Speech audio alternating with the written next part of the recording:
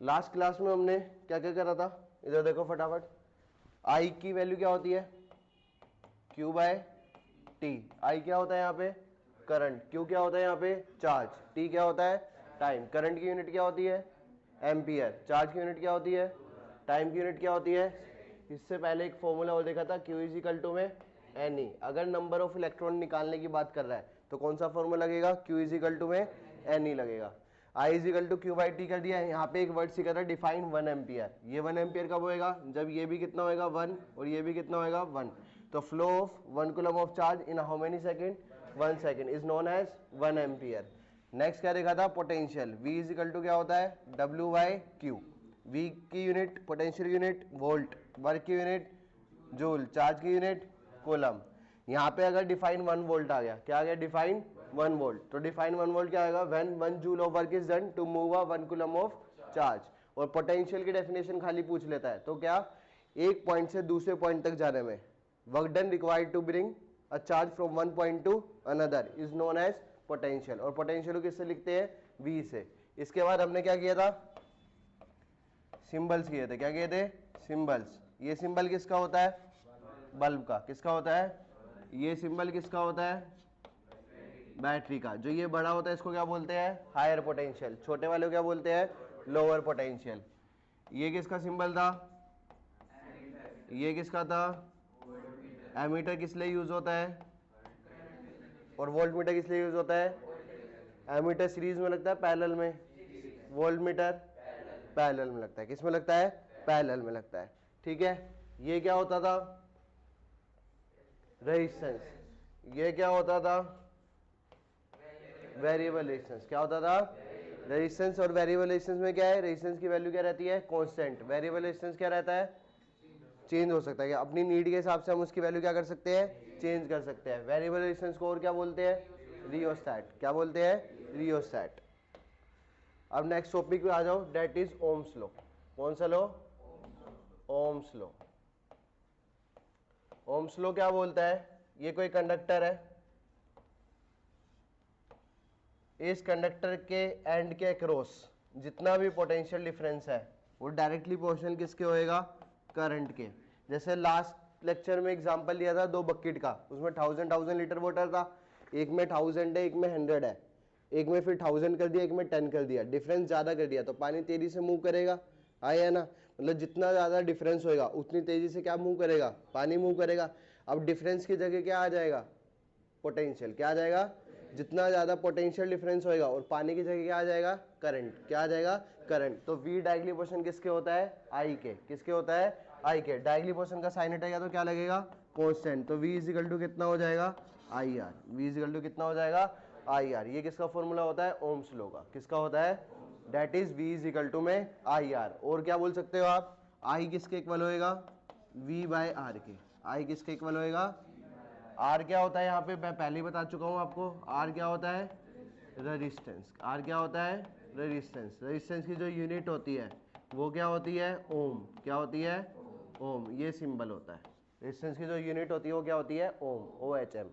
ठीक है, ठीक है। तो डेफिनेशन क्या हो जाएगी ओम्स लॉ की, potential difference across the end of the conductor is directly proportional to the current flowing through it provided that temperature is constant. ये लाइन याद रखना, provided that temperature is constant. जो temperature है हमारा वो क्या है, कांस्टेंट है। क्या है, कांस्टेंट है। बात समझ आई। देखो अब V डायगोनली पोर्शन किसके है, I के।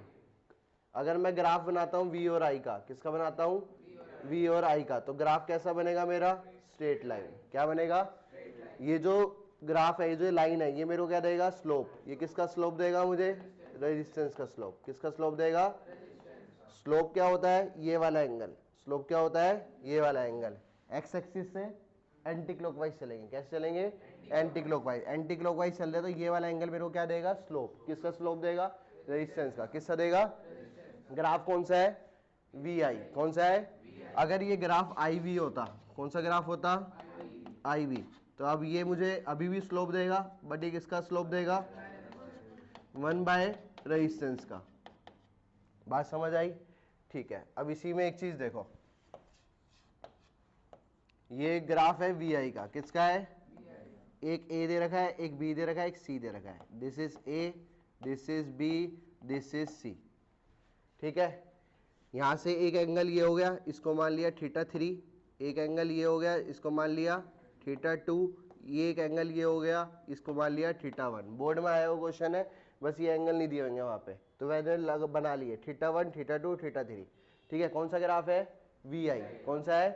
मतलब ये जो लाइन है वो क्या दे रही होगी मेरे को? रेजिस्टेंस। मतलब जिसका जितना ज्यादा थीटा मतलब उतना ज्यादा स्लोप, जितना ज्यादा स्लोप उतना ज्यादा रेजिस्टेंस। तो सबसे ज्यादा थीटा किसका है? ए का। सबसे ज्यादा थीटा किसका है? ए का। उससे कम किसका है? बी का। उससे कम किसका है? सी का। तो सबसे ज्यादा थीटा, ये देखो यहां से यहां तक है ना थीटा, तो सबसे ज्यादा हो गया, तो सबसे ज्यादा थीटा किसका है? ए का। यहां से यहां तक, फिर उससे कम किस, तो सबसे ज्यादा थीटा किसका हुआ? ए का। मतलब सबसे ज्यादा रेजिस्टेंस किसका है? ए का। तो मैं क्या लिख सकता हूँ? Resistance of A is greater than resistance of B is greater than resistance of C. ठीक है, अब देखो जितना ज्यादा रेजिस्टेंस होएगा, जितना ज्यादा रेजिस्टेंस होएगा उतनी ज्यादा क्या जनरेट होएगी? हीट। जितना ज्यादा रेजिस्टेंस का मतलब क्या हुआ? वो बहुत ज्यादा करंट को अपोज करेगा। बहुत ज्यादा करंट के अपोज करने का मतलब क्या हुआ? जो करंट है वो बहुत धीरे धीरे जाएगा, बहुत धीरे धीरे जाएगा तो ज्यादा हीट जनरेट करेगा। क्या करेगा? ज्यादा हीट। मतलब सबसे ज्यादा हीट कौन जनरेट करेगा? ए। फिर कौन जनरेट करेगा? बी। फिर कौन जनरेट करेगा? सी। अगर यही ग्राफ आई वी हो जाता, कौन सा ग्राफ हो जाता? आई वी। अभी वी आई ग्राफ था, अगर आई वी ग्राफ हो जाता, ये सेम क्वेश्चन होता, ये ए होता, ये बी होता और ये क्या होता? सी होता। आई वी ग्राफ क्या देता है मुझे? 1/r। क्या देता है? 1/r। ये एंगल θ3 हो गया, ये एंगल कितना हो गया? θ2 हो गया, ये वाला एंगल कितना हो गया? θ1 हो गया। तो सबसे ज्यादा एंगल किसका है? ए का। सबसे कम एंगल किसका है? सी का। तो आईवी ग्राफ में जितना कम एंगल होएगा उतना ज्यादा क्या होएगा? रेजिस्टेंस होएगा। तो सबसे ज्यादा रेजिस्टेंस किसका हो जाएगा? सी का। फिर रेजिस्टेंस किसका होएगा? बी का। फिर रेजिस्टेंस किसका होएगा? ए का। ठीक है, बात समझ आई? जो हमारा वी आई ग्राफ होता है, कौन सा ग्राफ होता है? V I graph. V I graph में थीटा जितना ज्यादा, थीटा अगर ज्यादा होएगा, थीटा क्या होएगा?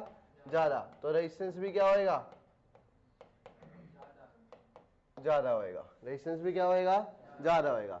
अगर आईवी ग्राफ है, कौन सा ग्राफ है? आईवी ग्राफ है, तो थीटा क्या होना चाहिए? कम। थीटा कम होएगा जब रेजिस्टेंस हमारा क्या होएगा? ज्यादा होएगा। मतलब हमें कंडीशन दोनों में ये देखनी है रेजिस्टेंस ज्यादा कब होएगा। तो वी आई ग्राफ में ज्यादा कब होएगा? जब थीटा क्या होएगा? ज्यादा। थीटा ज्यादा होने का मतलब स्लोप ज्यादा होएगा। क्या ज्यादा होएगा? स्लोप। और आईवी ग्राफ है तो थीटा क्या होना चाहिए? कम होना चाहिए। थीटा क्या होना चाहिए? कम। आगे बात समझ में? इसे क्या बोलते हैं हम? Ohm's law. क्या बोलते हैं? Ohm's law.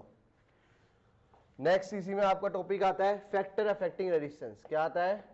Factor affecting resistance. Factor affecting resistance. Factor affecting resistance क्या क्या होते हैं? पहला होता है लेंथ। क्या होता है? लेंथ। दूसरा होता है एरिया ऑफ क्रॉस सेक्शन। क्या होता है? Area of cross section. Length को किससे नोट करते हैं? एल से। एरिया ऑफ क्रॉस सेक्शन किससे नोट करते हैं? ए से। किससे नोट करते हैं? ए से। थर्ड होता है आपका नेचर ऑफ मटेरियल। क्या होता है? Nature of material. फोर्थ होता है आपका टेम्परेचर। तो ये चार चीजें याद रखनी है। फैक्टर अफेक्टिंग रेजिस्टेंस में क्या क्या होता है? लेंथ होता है, एरिया ऑफ क्रॉस सेक्शन होता है, नेचर ऑफ मटेरियल होता है और क्या होता है? टेम्परेचर होता है। क्या होता है? टेम्परेचर। अगर मैं बात करूं रेजिस्टेंस तो डायरेक्टली प्रोपोर्शनल किसके होता है? लेंथ के। किसके डायरेक्टली प्रोपोर्शनल होता है? एरिया ऑफ क्रॉस सेक्शन के वो क्या होता है? इनवर्सली प्रोपोर्शनल होता है। क्या होता है? इन दोनों इक्वेशन को अगर मैं कंबाइन कर दूं तो आर डायरेक्टली प्रोपोर्शनल। ऊपर क्या है? एल है, नीचे क्या है? ए है। तो ऊपर क्या आ जाएगा? एल, नीचे क्या आ जाएगा? ए। आर डायरेक्टली प्रोपोर्शनल किसका आ गया? एल बाय ए के। डायरेक्टली प्रोपोर्शनल का साइन हटेगा तो क्या लगेगा? कांस्टेंट। तो आर इज इक्वल टू कितना आ जाएगा? Rho L by A. R is equal to कितना आ जाएगा? रो एल बाय ए। रो क्या होता है? ये इस रो को बोलते हैं रेजिस्टिविटी। क्या बोलते हैं? और प्रोनाउंसिएशन में क्या बोलते हैं? रो। आर एच ओ, रो। बात समझ आई? जो रेजिस्टेंस के चार फैक्टर है। कितने फैक्टर है? चार। पहला लेंथ, दूसरा एरिया क्रॉस सेक्शन, तीसरा नेचर ऑफ मटेरियल, चौथा टेम्परेचर। ठीक है, अगर मैं बात करूं इस रेजिस्टिविटी की, किसकी बात करूं? रेजिस्टिविटी की। तो रेजिस्टिविटी का फॉर्मूला यहां से क्या हो जाएगा? ए डिवाइड में मल्टीप्लाई में जाएगा। एल मल्टीप्लाई में किस में चला जाएगा, डिवाइड में। तो रो का फॉर्मूला कितना आ जाएगा, आर इंटू में ए डिवाइडेड बाय एल। रेजिस्टेंस की यूनिट क्या होती है, ओम। एरिया क्या होती है, लेंथ की क्या होती है, मीटर। मीटर से मीटर क्या हो गया, कैंसिल। तो एससीसी की यूनिट क्या हो जाएगी, ओम मीटर। एससी की यूनिट क्या हो जाएगी, ओम मीटर। बात समझ आई, एससी यूनिट क्या हो जाएगी, ओम मीटर। तो इससे क्या बोलते हैं, फैक्टर अफेक्टिंग रेजिस्टेंस। अगर आ जाए फैक्टर अफेक्टिंग रेजिस्टिविटी तो इसके कितने होते हैं, दो होते हैं। कितने होते हैं, दो। पहला nature of material, nature of material. Second temperature. Second क्या होता है, टेम्परेचर होता है। पहला क्या होता है, नेचर ऑफ मटेरियल। सेकंड क्या होता है, टेम्परेचर होता है। सेकंड क्या होता है, टेम्परेचर। अब इधर सुनो मेरी बात ढंग से। ये कोई कंडक्टर है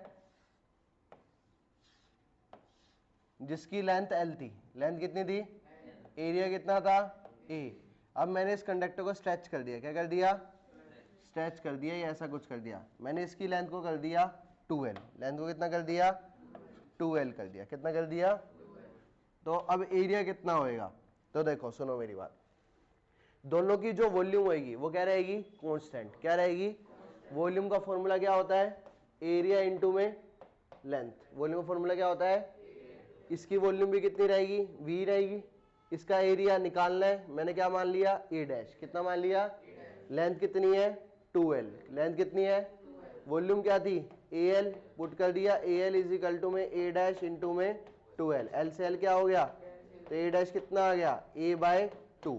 मतलब अगर लेंथ को 2 गुना बढ़ाया है तो एरिया क्या हो जाएगा, 2 गुना डिक्रीज हो जाएगा, बाय 2 कर दोगे। क्या कर दोगे, बाय 2। बात समझ आई, ठीक है। अगर लेंथ हाफ हो जाती, लेंथ क्या हो जाती, लेंथ को फॉर एग्जाम्पल मैं l बाई 2 कर देता तो एरिया कितना हो जाता, 2a। अब ध्यान रखना, ये लेंथ हाफ हुई तो एरिया कितना हो जाता, 2a। अगर ये ऐसे होता कुछ, लेंथ को मैं 3 गुना कर देता, लेंथ को क्या कर देता, 3 गुना, तो एरिया कितना हो जाता, a बाय 3। a bye 3। अगर फॉर एग्जाम्पल लेंथ को मैं कर देता l बाई 3, कितना कर देता, तो एरिया कितना हो जाता, 3a। तो ये बात समझ आ गई। जितना उधर गुना हो रहा है तो लेंथ में उधर दूसरे वाले में क्या हो जाएगा, भाग हो जाएगा। पहले एक में मल्टीप्लाई हो रहा है तो दूसरे में क्या हो जाएगा, डिवाइड। बोला 4 टाइम्स लेंथ इंक्रीज हो रही है, कितने टाइम्स इंक्रीज हो रही है, 4 टाइम। तो एरिया कितने टाइम्स डिक्रीज हो जाएगा, 1/4। ए को एरिया के लिख दोगे a बाय 4 लिख दो। क्या लिख दोगे, a बाय 4। बात आई समझ में, ठीक है। अब एक और क्वेश्चन क्या बोल सकता है, यहाँ पे फॉर्मूले में एक आया है a। क्या है, a को क्या बोलते हैं, area of cross section. Area of cross section का मतलब क्या होता है, ये कोई सर्कल, ये पेन है, ये वायर मान लो थोड़ी देर के लिए, इसको मैंने बीच में से कट कर दिया। अब बीच में से कट किया तो आपको यहाँ पे कौन सा पार्ट दिखाई देगा, जैसे ये मान लो बीच में से कट कर दिया, ये कट कर दिया, ऐसे कट हो गया, तो ये बीच में से क्या दिखाई देगा, सर्कुलर। क्या दिखाई देगा, सर्कल। सर्कल का एरिया कितना होता है, पाई आर स्क्वायर। सर्कल का एरिया कितना होता है, पाई आर स्क्वायर। तो ए कितना हो गया, पाई आर स्क्वायर। डायमीटर और रेडियस में क्या रिलेशन होता है, रेडियस क्या होता है, डायमीटर का हाफ। रेडियस क्या होता है, डायमीटर का। आर की वैल्यू d/2 यहां पुट करो तो पाई इंटू में d/2 का स्क्वायर। तो ये कितना हो जाएगा, पाई d square by 4। Pi d square by 4। तो एरिया का फॉर्मूला कितना आ गया, पाई d स्क्वायर बाय 4। अगर डायमीटर तुम्हें mm में गिवन है, किस में गिवन है, you have to convert in metre. आपको किसमें कन्वर्ट करना पड़ेगा, मीटर में। तो आप किससे मल्टीप्लाई करोगे, 10 की पावर -3 से। किससे मल्टीप्लाई करोगे, 10 की पावर -3 से। बात समझ आ गई। एक यूनिट और सिखाई थी, ध्यान हो तो, मिली एम्पियर। मिली एम्पियर है तो किसमें कन्वर्ट करते हैं, एम्पियर में। किससे मल्टीप्लाई करते हैं, 10 की पावर -3 से। अगर माइक्रो एम्पियर है उसको एम्पियर में कन्वर्ट करते हैं तो किससे मल्टीप्लाई करते हैं, 10 की पावर -6 से। आगे बात समझ में, पक्का, ठीक है। अब क्वेश्चन देखो, क्वेश्चन क्या बोल रहा है, the potential difference of the terminal of an electric heater is 60 volt. 60 volt मतलब क्या दे रखा है, पोटेंशियल कितना दे रखा है, 60 वोल्ट। कोई भी न्यूमेरिकल करना है, ठीक है, सबसे पहले जो भी डाटा गिवन है वो लिख लोगे। तो पोटेंशियल कितना है, 60 volt. When it draw a current of 4 ampere. Draw a current of मतलब किसकी वैल्यू दे रखी है, आई की। किसकी दे रखी है, आई की। ओम्स लॉ क्या होता है, V equal to IR। V equal to में IR, यहां से क्या निकल जाएगा, R निकल जाएगा। क्या निकल जाएगा, आर, तो आई इजिकल टू कितना हो जाएगा V by R, I is equal to कितना हो जाएगा V बाय आर, V कितना है 60, आर निकालना है ना हमें, तो आर निकालो ना, आर इजिकल टू क्या हो जाएगा V अपॉन में आई, V कितना है 60, आई कितना है 4, तो 4 1 जा 4, 4 5 जा 20, तो आर कितना आ गया 15 ओम, आर कितना आ गया 15 ओम। ऐसे ही सेकंड पार्ट में क्या बोल रहा है, what current will the heater drawn if the potential difference is increase to 120 volt. अब देखो पोटेंशियल डिफरेंस को इंक्रीज किया है, कितना 120, कितना किया है, पहले पोटेंशियल डिफरेंस कितना था 60, अब पोटेंशियल डिफरेंस को कितना कर दिया, और पूछा क्या है व्हाट करंट, मतलब आई की वैल्यू पूछी है, क्या पूछी है, देखो कंडक्टर वही है, पहले कंडक्टर ये था, इसमें वोल्टेज कितनी दी थी 60 और करंट कितना आ रहा था इसमें 4 एम्पियर, इसी वोल्टेज को चेंज किया है, कंडक्टर को चेंज किया है नहीं, मतलब इस कंडक्टर का रेजिस्टेंस तो क्या रहेगा सेम, क्या रहेगा, तो रेजिस्टेंस कितना निकला था 15 ओम, कितना निकला था, तो आर कितना है 15, वी कितना कर दिया हमने 120, हमें क्या निकालना है आई, क्या निकालना है आई, तो आई का फॉर्मूला क्या होता है V अपॉन में R, V कितना है 120, R कितना है 15, 15 कितने पे होता है 8 पे, तो I की वैल्यू कितनी हो जाएगी 8 एम्पियर, I की वैल्यू कितनी हो जाएगी 8 एम्पियर, यूनिट ध्यान रखना, यूनिट हटा दी हाफ मार्क्स चला जाएगा। बात समझ आई भाई, R वही क्यों लिया, क्योंकि कंडक्टर तो वही था ना, कंडक्टर चेंज किया है नहीं, कंडक्टर चेंज नहीं किया तो मतलब रेजिस्टेंस उसका क्या रहेगा सेम रहेगा, तो पहले वाले फॉर्मूले से हमने क्या निकाला रेजिस्टेंस, दूसरे वाले से हमने क्या निकाला करंट, क्या निकाला करंट, ठीक है। ऐसे ही next question, resistance of a wire of length 1 metre, length कितनी दे रखी है 1 metre, L is equal to में 1 मीटर इस 26 ओम, 26 ओम दे रखा है, मतलब किसकी वैल्यू दे रखी है रेजिस्टेंस की, किसकी वैल्यू दे रखी है at 20 degree Celsius if the diameter of the wire is 0.3 mm, diameter कितना दे रखा है 0.3 mm, what will be the resistivity of the metal at that temperature, हमें क्या बताना है रो बताना है, क्या बताना है रो, क्या बताना है रो। अब देखो आर दे रखा है एल दे रखा है, रो निकालना है, तो रो का एक ही फॉर्मूला है जो हमने पढ़ा है, आर इज इक्वल टू में रो एल अपॉन में ए, यही फॉर्मूला पढ़ा है। आर कितना दे रखा है पुट कर दो 26, रो मुझे निकालना है, एल कितना गिवन है 1, ठीक है, अपॉन में क्या दे रखा है ए, एरिया अभी बताया था थोड़ी देर पहले, एरिया क्या होता है पाई आर स्क्वायर, क्या होता है, पर यहाँ पे क्या गिवन है, तो डायमीटर क्या होता है रेडियस का, रेडियस क्या होती है डायमीटर हाफ नहीं होता है, रेडियस हाफ होता है डायमीटर का, तो एरिया कितना हो जाएगा पाई डी स्क्वायर बाय 4, अब डायमीटर किस में गिवन है mm में, इसको किस में चेंज करेंगे मीटर में, तो किससे मल्टीप्लाई कर देंगे 10 की पावर -3 से, तो ये क्या हो गया डायमीटर की वैल्यू आ गई, तो यहाँ पुट कर दो तो कितना हो जाएगा पाई इंटू डी की वैल्यू कितनी है 0.3 इंटू में 10 की पावर -3 का स्क्वायर अपॉन में 4, यहाँ पुट कर दो 0.3 इंटू में 10 की पावर -3 का स्क्वायर अपॉन में 4 यहाँ ये दर्द पूरा डिवाइड में उधर जाके किस में हो जाएगा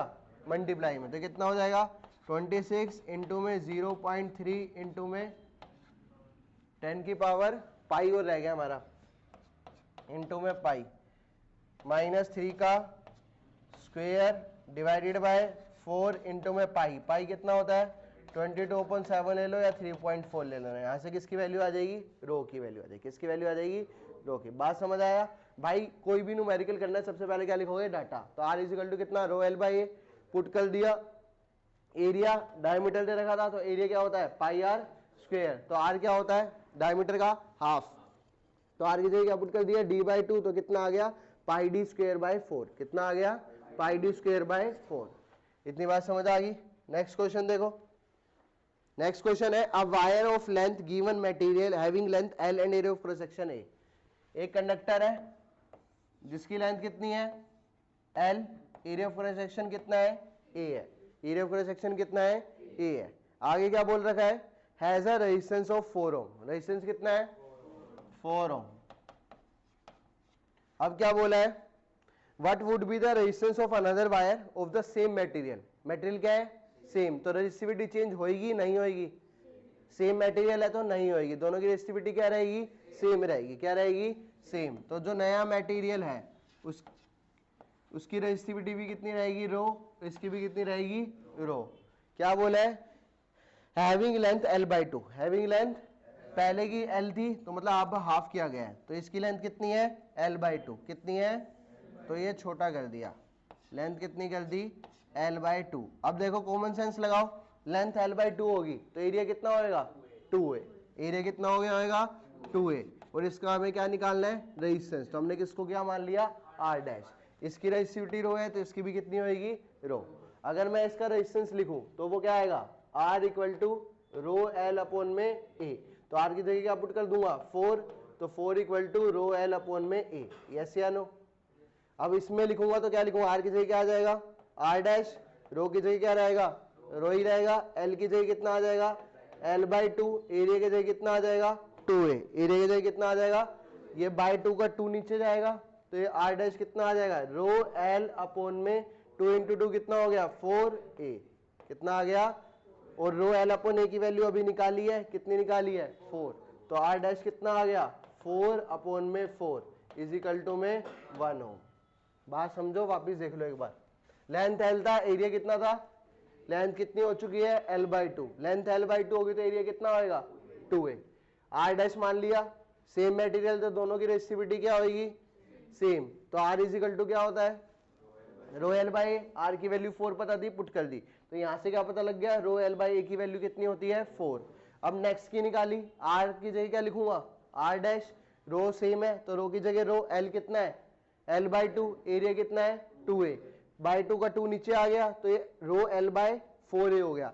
रो L/A की वैल्यू यहां से उठा के यहां पुट कर दी तो कितना आ गया, 4/4, कितना आ गया, 4/4, डेट इज 1 ओम, कितना आ गया, 1 ओम। इसे हम क्या बोलते हैं, क्या बोलेंगे इसे, रेजिस्टेंस कितना हो गया वायर का, 1 ओम। कब, जब लेंथ कितनी हो गई, L/2, लेंथ कितनी हो गई, L/2। बात समझ आ गई। अगर ये लेंथ 2L हो जाती तो एरिया कितना हो जाता, हाँ, A/2, कितनी हो जाता, A/2 हो जाता। ठीक है, नेक्स्ट देखो, नेक्स्ट क्या है, रेजिस्टेंस हो गया, लेंथ हो गया। तीन चीज होती है, एक होता है मेटल होते हैं और एक क्या होते हैं, अलॉय होता है और एक क्या होता है, इंसुलेटर होता है। एक क्या होता है, मेटल होता है और एक क्या होता है, अलॉय होता है और एक क्या होता है, इंसुलेटर। मेटल क्या होता है, जिसमें से करंट फ्लो हो रहा है, जिसमें से क्या फ्लो हो रहा है, करंट इजीली फ्लो हो रहा है। अब देखो मेरे को यहां से एल्पाइन स्कूल जाना है तो मैं यहां से इजीली पहुंच पा रहा हूं, मतलब रोड जो है वो क्या था, स्मूथ था। अगर रोड सारा टूटा हुआ है तो मैं इजीली पहुंच पाऊंगा, नहीं। रोड टूटे होने का मतलब क्या हुआ, वहां पे रेजिस्टेंस क्या है, ज्यादा, रेजिस्टेंस क्या है, या ब्रेकर बहुत सारे बन गए तो ब्रेकर क्या है, ज्यादा, ब्रेकर ज्यादा होने का मतलब क्या हुआ, रेजिस्टेंस क्या है, ज्यादा। इंसुलेटर में करंट फ्लो करता है, नहीं, मतलब उसके अंदर रेजिस्टेंस कम है, ज्यादा है, ज्यादा है, फ्लो नहीं कर पा रहा ना, तो इसका रेजिस्टेंस क्या होता है, बहुत हाई, रेजिस्टेंस बहुत क्या होता है, हाई। अलॉय क्या होते हैं, अलॉय होते हैं mixture of metal, mixture of metal. Metal क्या होते हैं, प्योर कंडक्टर।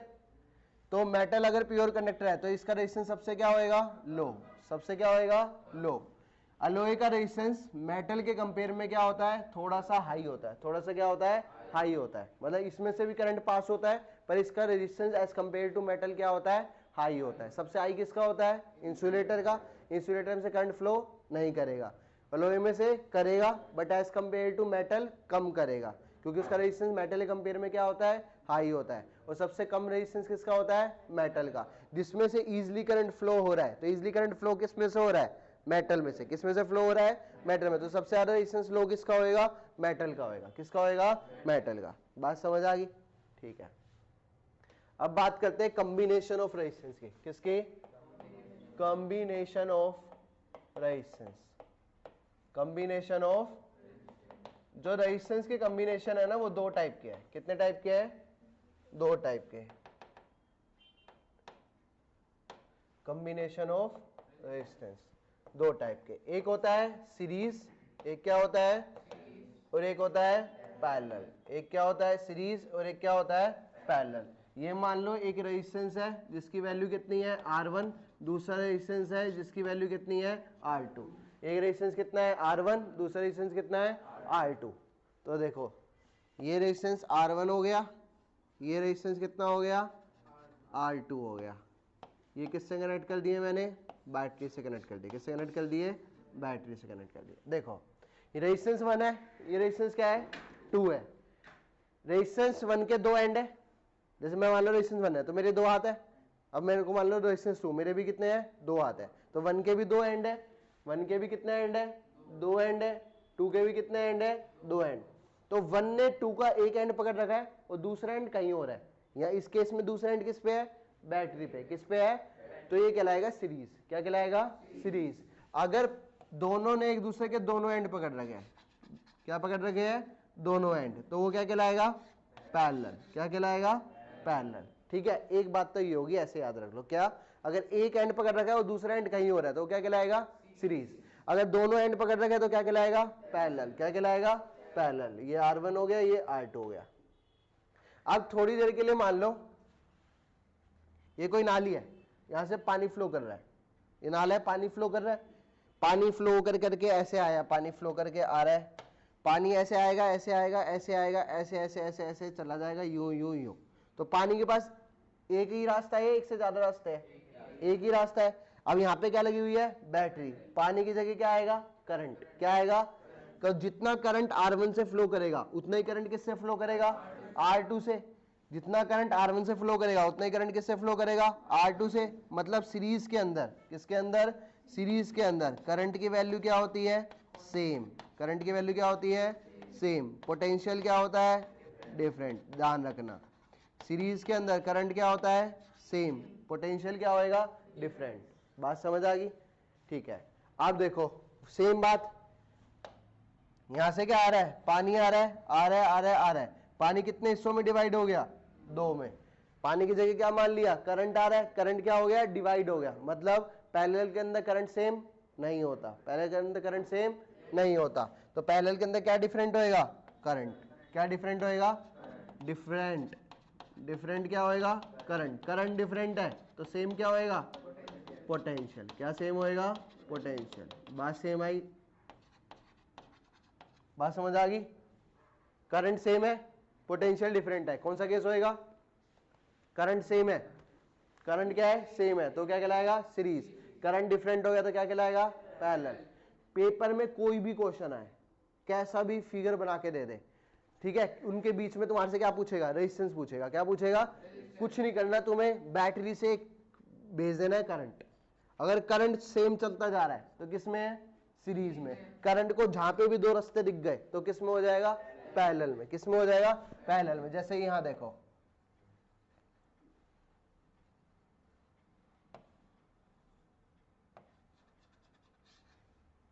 मैंने बोला ए और बी के बीच में रेजिस्टेंस निकालो, ए और बी के बीच में। अब मेरे को कैसे पता लगेगा कौन सीरीज में कौन पैरेलल में है, तो मुझे नहीं पता, तो मैं क्या भेजने लग जाऊंगा, करंट। क्या भेजने लग गया, ए से बी के बीच में पूछा है तो ए से बी तक क्या भेजूंगा, करंट भेजूंगा। क्या भेजूंगा, करंट। ए से करंट भेजा भेजा भेजा, तो यहाँ पे आगे क्या हो गया, डिवाइड। क्या हो गया, डिवाइड। मतलब ये दोनों किसके अंदर है, पैरेलल में। ये दोनों किस में है, पैरेलल में। तो इनको पहले सोल्व करूंगा, सोल्व करके क्या आ जाएगा, एक नया सर्किट आ जाएगा। क्या आ जाएगा, तो ये नया सर्किट आ गया, ये ए, ये बी, ठीक है। ये R1, ये R2 मान लो, ये क्या मान लिया, R3। R1 as it is, इनको सोल्व करके पैरेलल में RP आ गया। क्या आ गया, RP। ये समझ आया, करंट डिवाइड हो गया तो किस में हो गया, पैरेलल में हो गया। किस में हो गया, पैरेलल में। अब क्या करना है तुम्हें, वापिस से करंट भेजना है। वापिस से करंट भेजा मैंने, तो ये देखो सारा क्या चला गया, सेम है, और कोई रास्ता है नहीं है, और कोई रास्ता नहीं है, तो ये किस में कहलाएगा, सीरीज में। तो इन दोनों में कौन सा फॉर्मूला लग जाएगा, सीरीज वाला। कौन सा लग जाएगा, बात समझ आ गया। कैसा भी न्यूमेरिकल आए, एक और देख लो, अगर ऐसा कुछ है,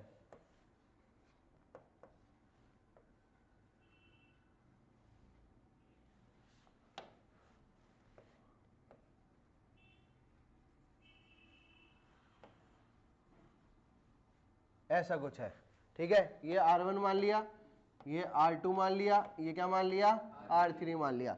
इसके बीच में क्या लगाना है, रेजिस्टेंस निकालना है। क्या निकालना है, रेजिस्टेंस। तो ये ऐसे करंट फॉलो किया फॉलो किया फॉलो किया ऐसे, तो यहाँ पे करंट क्या हो गया, डिवाइड हो गया। करंट क्या हो गया, डिवाइड। करंट डिवाइड हो गया तो ये दोनों किस में हो जाएंगे, पैरेलल में। किस में हो जाएंगे, इनको सोल्व करके एक नया रेजिस्टेंस आएगा, आया ना, ये ऐसे, ये बैटरी, ये यूं। अब यहाँ से करंट आया, ये आया आया आया, कहीं पे डिवाइड हो रहा है नहीं, तो ये दोनों किस में कहलाएंगे, सीरीज में। किस में कहलाएंगे, अगर करंट डिवाइड हो रहा है तो क्या होता है पैरेलल, करंट डिवाइड नहीं हो रहा था उसे क्या बोलेंगे, सीरीज। उसे हम क्या बोलेंगे, सीरीज बोलेंगे। बात समझ आ गई, ठीक है। अब पैरेलल सीरीज में फॉर्मूला पता होना चाहिए हमें, फॉर्मूला क्या होता है। पहले ये दो बातें याद हो गई, सीरीज के अंदर करंट क्या होता है, सेम होता है, पोटेंशियल क्या होता है, डिफरेंट होता है। और पैरेलल के अंदर करंट क्या होता है, डिफरेंट होता है, पोटेंशियल क्या होता है, सेम होता है। याद रख लोगे, बैटरी से क्या निकाल दोगे, करंट। बैटरी नहीं है वहां पे, ए और बी पॉइंट दे रखा है, ए और बी के बीच में पूछा है तो ए से निकाल दोगे। अगर करंट डिवाइड हो रहा है तो मतलब किसमें है, पैरेलल में। अगर करंट डिवाइड नहीं हो रहा तो किसमें है, सीरीज में है। अगर अब मैं बात करता हूँ सीरीज की, किसकी बात करता हूँ, सीरीज की, यहीं पे कर देता हूँ। सीरीज की अगर बात करता हूँ तो यहाँ से कितना करंट आएगा, आई। कितना आएगा, आई। पोटेंशियल जब सिंबल कराए थे तो पोटेंशियल को हम किस में लगाते हैं, वोल्ट मीटर को किस में लगाते हैं, पैरेलल में। वोल्ट मीटर किस में लगाते हैं, तो इसके अगर अक्रॉस वोल्टेज कितनी हो गई, V1, इसके अक्रॉस वोल्टेज कितनी हो गई, V2। टोटल वोल्टेज मैंने मान ली कितनी दी थी, V। कितनी दी थी, V। तो V किसके इक्वल हो जाएगा, V1 प्लस V2 के। ओम्स लॉ क्या होता है, V इजिकल टू IR। ये किसका केस कर रहा हूं मैं, सीरीज का। तो मैंने मान लिया इन दोनों को हटा के एक नया जो रेजिस्टेंस आएगा वो कितना आएगा, RS। कितना आएगा, बैटरी क्या रहेगी, सेम ही रहेगी। तो अगर मैं करंट कितना रहेगा, वो भी सेम ही रहेगा। तो V की वैल्यू कितनी आ जाएगी, I इंटू में RS। I इंटू में, अगर मैं V1 की बात करूं, इस V1 की, इस V1 से करंट कितना जा रहा है, I। इसका रेजिस्टेंस कितना है, R1। तो ये कितना हो जाएगा, I इंटू में R1। V2 के क्रॉस करंट तो आ ही जाएगा, पर रेजिस्टेंस कितना है, R2। तो I इंटू में R2। I कॉमन ले लिया, अंदर क्या बचा, R1 प्लस R2। ये I इंटू में RS। I से I क्या हो गया, तो RS किसके बराबर आ गया, R1 प्लस R2 के। तो सीरीज में फॉर्मूला याद रखना क्या होता है, सिंपली ऐड कर देते हैं। RS इक्वल टू क्या होता है, R1 प्लस R2। बात समझ आ गई। अब पैरेलल देखो, पैरेलल में मान लिया यहाँ से करंट कितना आ रहा है, I। कितना आ रहा है, तो यहाँ पे स्प्लिट हो गया। मैंने मान लिया ऊपर कितना चला गया, I1, नीचे कितना चला गया, I2। कितना चला गया, I2। कितना चला गया, तो I किसके इक्वल होएगा, I1 प्लस I2 के। अब ये किसका कॉम्बिनेशन है, पैरेलल का। किसका है, तो ओम्स लॉ क्या होता है, V इजिकल टू, तो I इजिकल टू कितना हो जाएगा, V अपॉन में R। V अपॉन में, पैरेलल में सेम क्या रहता है, पोटेंशियल। क्या सेम रहती है, तो I की जगह क्या आ जाएगा, V अपॉन में RP। कितना आ जाएगा, V अपॉन RP, क्योंकि पैरेलल का कर रहे हैं। I1 की जगह क्या आएगा, वोल्टेज कितनी है R1 के क्रॉस, V, और रेजिस्टेंस कितना है, R1, प्लस I2 के क्रॉस वोल्टेज कितनी है, V, रेजिस्टेंस कितना है, R2। V क्या ले लिया, कॉमन। V क्या ले लिया, कॉमन। अंदर क्या बचेगा, 1 अपॉन में R1 प्लस 1 अपॉन में R2। यहाँ पे क्या है, V अपॉन में RP। V से V क्या हो गया, कैंसिल। तो 1 अपॉन RP किसके इक्वल आ गया, 1 अपॉन में R1 प्लस 1 अपॉन में R2। इसे हम क्या बोलते हैं, resistance in parallel combination. Resistance in, बात समझ आई। ये रेजिस्टेंस किस में हो गए, पैरेलल में। वो किस में हो गए, सीरीज में। किस में हो गए, सीरीज में। एक क्वेश्चन करते हैं फटाफट, देखो। ये रेजिस्टेंस मान लो कितना है, 3 ओम। ये रेजिस्टेंस कितना है, 4 ओम। ये रेजिस्टेंस कितना है, 2 ओम। ये रेजिस्टेंस कितना है, 1 ओम। कितना है, 1 ओम। इसके अक्रॉस एक बैटरी लग रही है, बैटरी मान ली 6 वोल्ट की लग रही है। कितनी लग रही है, 6 वोल्ट की। तो मुझे इस सर्किट में करंट पूछा है। क्या पूछा है, करंट। तो सबसे पहला स्टेप है, तुम्हें निकालना पड़ेगा टोटल रेजिस्टेंस। क्या निकालना पड़ेगा, टोटल रेजिस्टेंस। तो टोटल रेजिस्टेंस निकालने के लिए सेम स्टेप, मुझे नहीं पता कौन सा सीरीज में कौन सा पैरेलल में। तो यहाँ से मैंने करंट भेजा भेजा भेजा भेजा, यहाँ के करंट क्या हो गया, डिवाइड। क्या हो गए, डिवाइड। मतलब ये तीनों किसके अंदर है, पैरेलल में। पैरेलल का फॉर्मूला क्या होता है, 1 upon RP equal to 1 upon R1 plus 1 upon R2। 3 है तो प्लस 1 अपॉन R3 हो जाएगा, प्लस 1 अपॉन R3। तो ये कितना आ जाएगा, 1 अपॉन में 4 प्लस 1 अपॉन में 2 प्लस 1 अपॉन में 1 किसके इक्वल आया 1 अपॉन में आरपी के। एलसीएम कितना आ गया 4, तो यहाँ कितना आएगा 1, 2 की टेबल में 4 कितने पे आता है 2 पे, 1 की टेबल पे 4 पे, 4 5 6 और 1 7, तो कितना आ गया 7/4। तो ये 7/4 जो आया है ये ध्यान रखना ये क्या है 1/RP आया है। क्या आया है पर मुझे चाहिए क्या आरपी, कितना चाहिए आरपी, तो आरपी कितना हो जाएगा 4/7 ओम। आरपी कितना हो जाएगा, तो नया सर्किट अगर मैं बनाना चाहूं तो नया सर्किट क्या हो जाएगा भाई, ये 3 ओम लगा हुआ है और ये कितना लगा हुआ है 4/7 ओम। ठीक है, ये बैटरी लगा दी। ठीक है, वापिस से करंट भेजा, करंट भेजूंगा तो पूरे करंट क्या है सेम है, तो मतलब ये दोनों किस में है सीरीज में। किस में है सीरीज में। फॉर्मूला क्या होता है RS इक्वल टू में R1 प्लस R2, तो ये कितना हो जाएगा 3 प्लस 4/7, तो ये कितना हो गया 7 3 जा 25/7, तो ये क्या आ गया मेरा टोटल रेजिस्टेंस RS मतलब इस सर्किट का टोटल रेजिस्टेंस आ गया। कितना आ गया टोटल रेजिस्टेंस कितना आ गया 25/7। मुझे निकालना क्या था करंट, क्या निकालना था ओम्स लॉ क्या होता है V इज इक्वल टू में IR। ओम्स लॉ क्या होता है V इज इक्वल टू में IR। तो V कितना दे रखा है, बैटरी कितने दे रखी 6 वोल्ट की, तो V कितना हो गया 6, I मुझे निकालना है इंटू में R कितना हो गया 25/7, तो जो डिवाइड में हो जाएगा किस में हो जाएगा, तो I कितना आ जाएगा I आ जाएगा 6 इंटू में 7 डिवाइडेड बाय 25 एम्पियर। 6 इंटू 7 कितना हो गया 42/25 एम्पियर। ये किसकी वैल्यू आ गई करंट की, किसकी आ गई करंट की। ठीक है, अब इसी में एक चीज पूछ सकता था वोल्टेज अक्रॉस 3 ओम। क्या पूछ सकता था वोल्टेज अक्रॉस 3 ओम, तो 3 ओम के अक्रॉस वोल्टेज बतानी है, तो इसके अक्रॉस जो वोल्टमीटर है वो कितना मान लिया V1, कितना मान लिया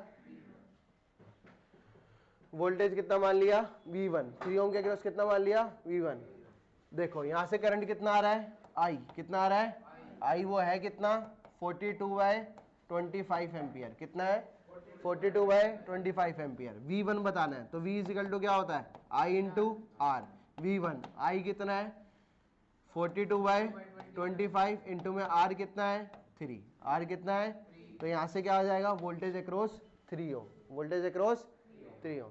ऐसे ही अगर 4 ओम के अक्रॉस वोल्टेज पूछता, किसके पूछता 4 ओम के अक्रॉस, तो आप 4 के अक्रॉस नहीं निकालते, आप इनका टोटल पहले क्या निकालोगे रेजिस्टेंस, क्योंकि पैरेलल में पोटेंशियल क्या होता है सेम, पैरेलल में पोटेंशियल क्या होता है सेम, तो पैरेलल में पोटेंशियल सेम होता है तो इनका नेट निकाल के जो भी रेजिस्टेंस जो भी वोल्टेज की वैल्यू आएगी वही सबके अक्रॉस होगी। जैसे इसका नेट कितना आया था 4/7 आया था, कितना आया था, अगर मेरे को 2 ओम के अक्रॉस वोल्टेज निकालनी है तो फॉर्मूला क्या लगाऊंगा V इज इक्वल टू में IR। V कितना है निकालना है, I कितना है 42/25 इंटू में R बताऊं कौन सा लूंगा, R जो बिल्कुल टोटल निकाला था, R टोटल कितना निकला था 4/7, कितना निकला था 4/7, तो 7 on 7 6 24 अपॉन में 25 वोल्ट। बात समझ आ गया। पैरेलल के अंदर ध्यान रखना, पैरेलल के अंदर पोटेंशियल क्या होता है सेम, सीरीज के अंदर पोटेंशियल क्या होता है डिफरेंट। तो अब पैरेलल में जब आप पोटेंशियल निकाल रहे हो तो पैरेलल के अंदर पहले इसको सोल्व करोगे फिर पोटेंशियल निकालोगे। सिंपल इसके लिए कोई भी क्वेश्चन है तो पहले क्या निकालना है R टोटल। करंट भेजोगे डिवाइड हो रहा था किस में है पैरेलल में, डिवाइड नहीं हो रहा था किस में है सीरीज में। नेक्स्ट टॉपिक है joules law of heating.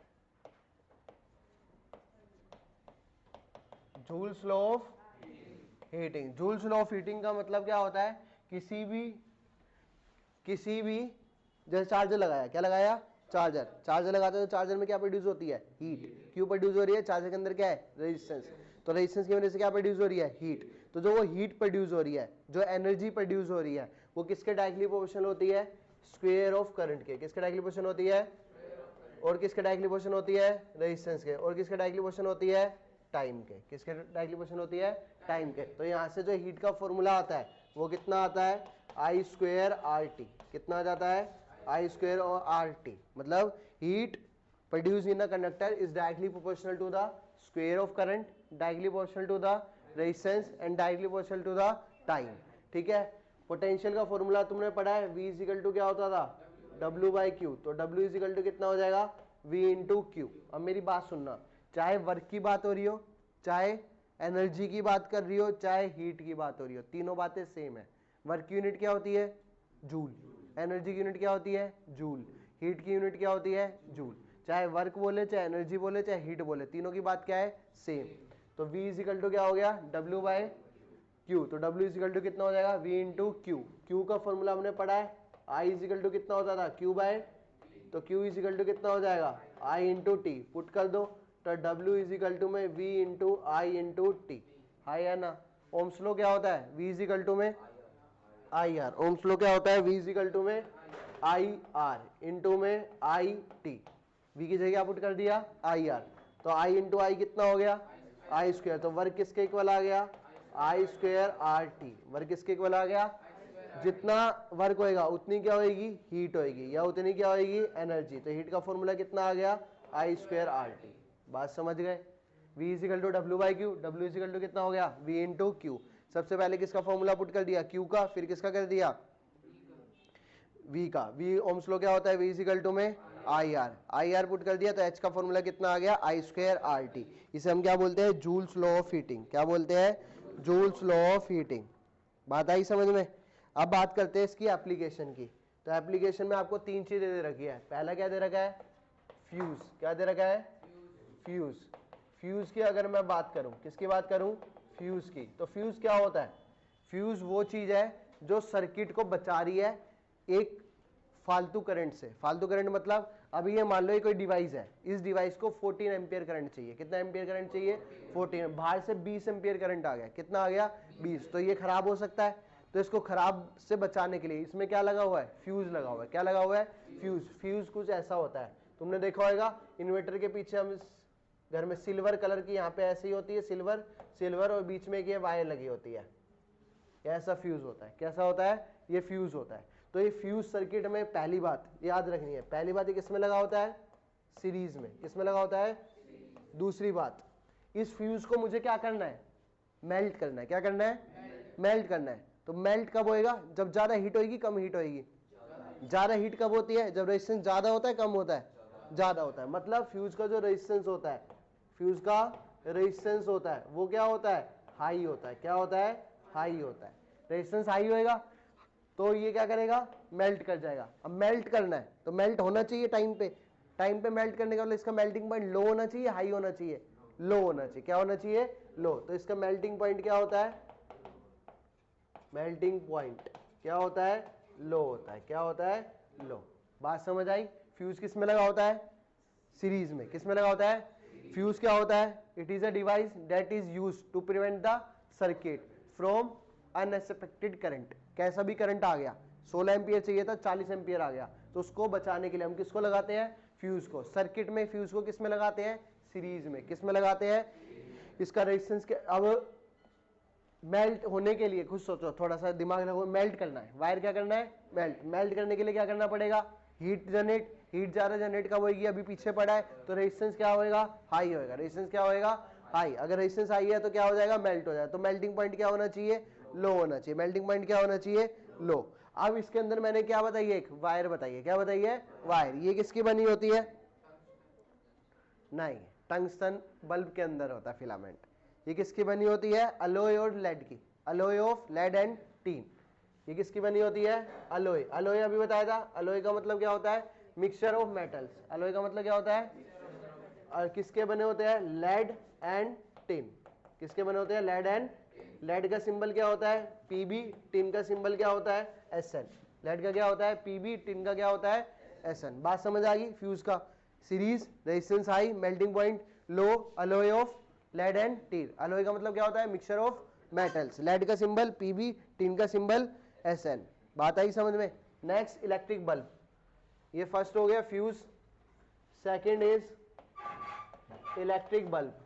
Bulb का सिंबल याद है, ये किसका सिंबल था, बल्ब का। किसका था, बल्ब का। तुमने पहले के जो बल्ब आते थे ना, 100 वाट के बल्ब आते थे। 100 वाट का ऐसा बल्ब होता था ट्रांसपेरेंट, देखा हो तो। ट्रांसपेरेंट बल्ब होता था, उसके अंदर यहाँ पे 2 डंडी सी लगी होती थी और एक छोटी सी वायर होती थी, ठीक है। ये जो ये वायर होती थी ना, इसको बोलते हैं टंगस्टन। क्या बोलते हैं? टंगस्टन की बनी होती थी। और इस बोलते क्या इसको? फिलामेंट। क्या बोलते हैं भाई? बल्ब है, बल्ब के अंदर क्या है? फिलामेंट है। क्या है? ये फिलामेंट किसका बना होता है? टंगस्टन का। किसका बना होता है? टंगस्टन का। बात समझ आई? इस बल्ब के अंदर गैस होती है। क्या होती है? गैस। गैस क्या करती है? इस फिलामेंट को बर्न करने से बचाती है। वो कौन सी गैस होती है? Argon and nitrogen.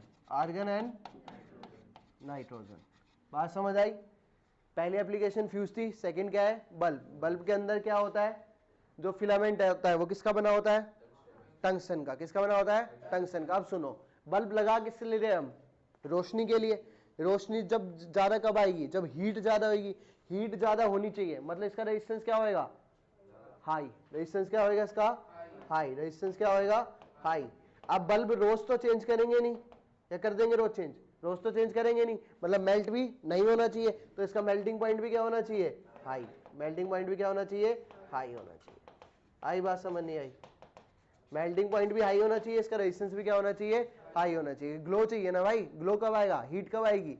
जब रेजिस्टेंस हाई होएगा। अब रेजिस्टेंस हाई है, रोज रोज बल्ब तो चेंज करेंगे नहीं, तो इसका मेल्टिंग पॉइंट भी क्या होना चाहिए? हाई होना चाहिए। मेल्टिंग पॉइंट भी क्या होना चाहिए? हाई होना चाहिए। तो समझ आ गया? फिलामेंट किसका बना होता है? टंगस्टन का। मेल्टिंग पॉइंट क्या है? हाई। रेजिस्टेंस भी इसका क्या है? हाई। गैस कौन सी होती है? Argon and nitrogen. ठीक है, ये कौन सी एप्लीकेशन होगी? सेकंड। थर्ड होती है हीटर। क्या होती है? हीटर। हीटर देखा है, इसी में लिख लेते हैं। Third is heater. हीटर क्या होता है? हीटर में तुमने देखा होता है कोइल होती है। क्या होती है? कोइल। हीटर में क्या होती है? कोइल होती है। क्या होती है? कोइल होती है। ठीक है। नेक्स्ट क्या है? हीटर। क्या है? हीटर। जो हीटर के अंदर ये कोइल होती है, क्या होती है? कोइल। ये बनी होती है निक्रोम की। किसकी बनी होती है? निक्रोम की। ठीक है।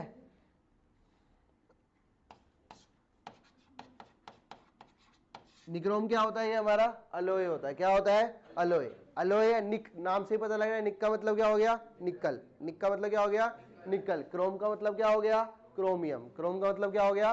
क्रोमियम। तो एक अलोय किसका होता है? निकल एंड क्रोमियम का होता है। किसका होता है? निकल एंड क्रोमियम का।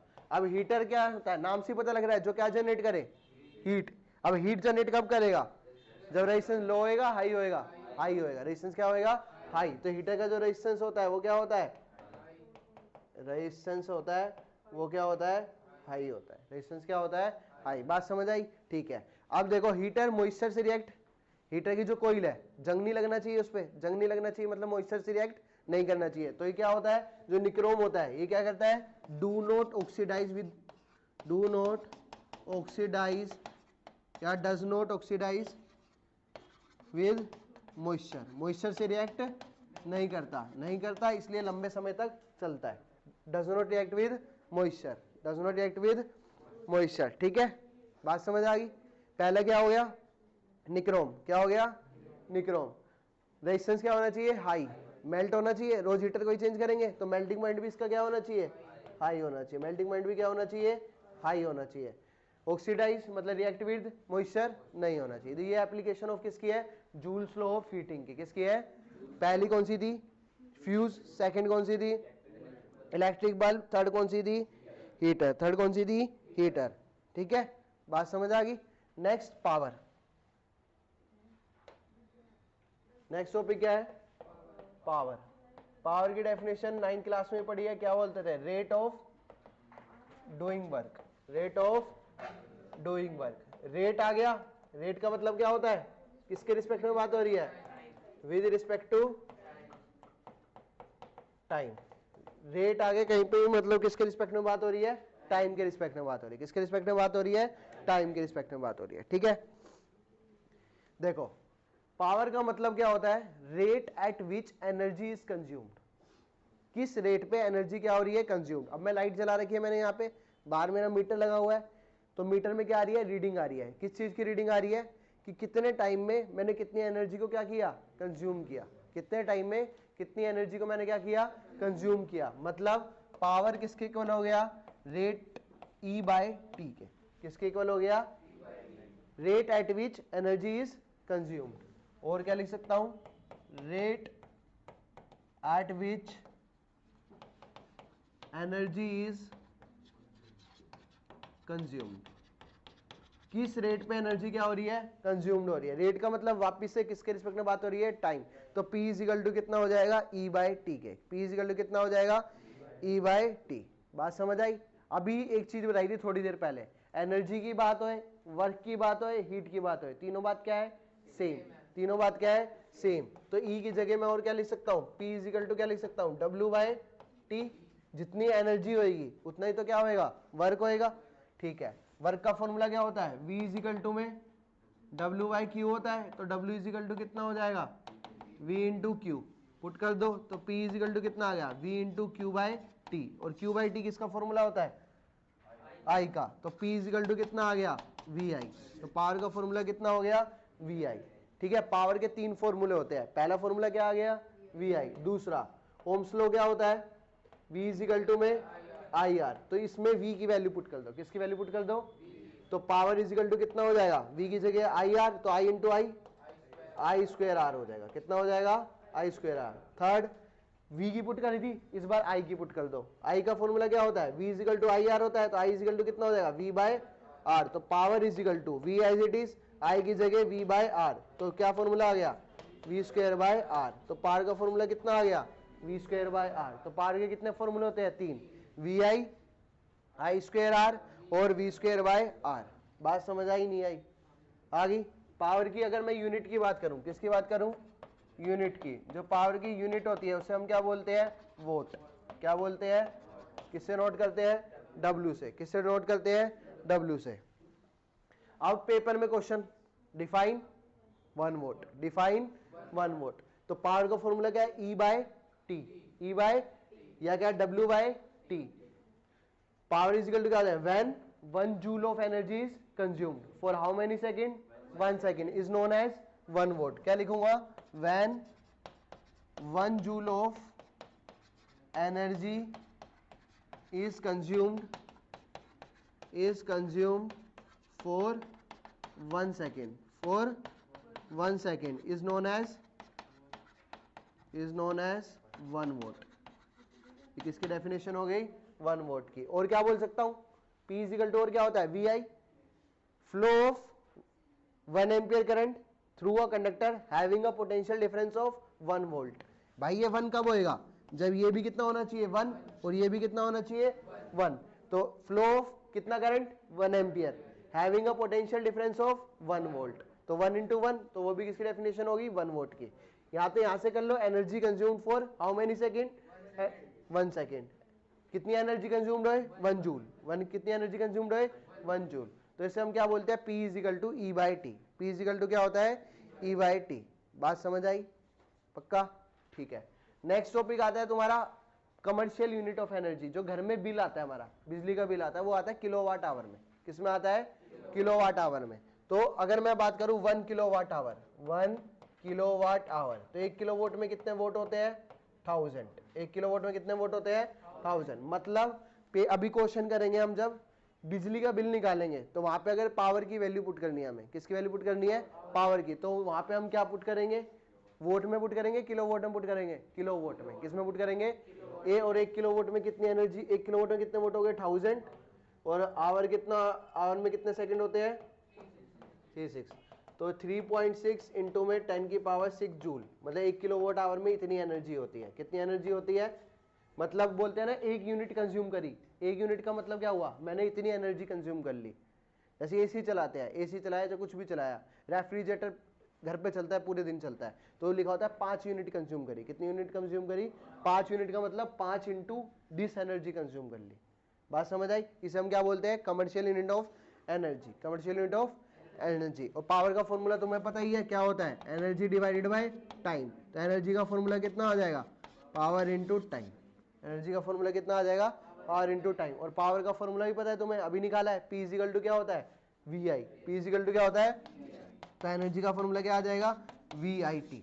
एनर्जी का फॉर्मूला क्या आ जाएगा, VIT। बात समझ आई। यहां तक के सारे इंटेक्स और बैक एक्सरसाइज सोल्व करो, चैप्टर कंप्लीट। Thank you.